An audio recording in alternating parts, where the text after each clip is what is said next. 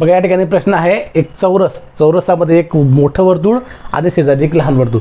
समजा या मोठ्या वर्तुळाची त्रिज्या 10 सेंटीमीटर असल्यास या लहान वर्तुळाची त्रिज्या किती, असा जर प्रश्न आला तर कसं करणार?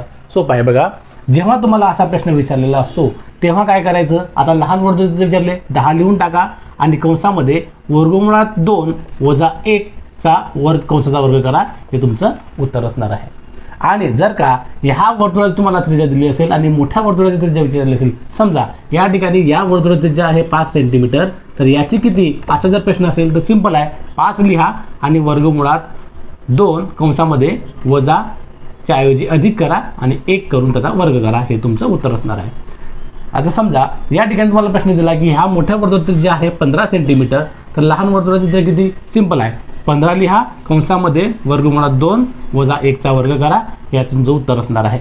आणि समजा या ठिकाणी परत त्रिज्या लहान वर्तुळाची तुम्हाला दिलेली आहे, समजा 20 सेंटीमीटर, तर मोठ्या वर्तुळाची त्रिज्या किती? तर त्या ठिकाणी सिंपल 20 लिहा आणि वर्गमुळात 2 अधिक 1 करा आणि त्याचा स्क्वेअर करा, हे तुमचं उत्तर असणार आहे.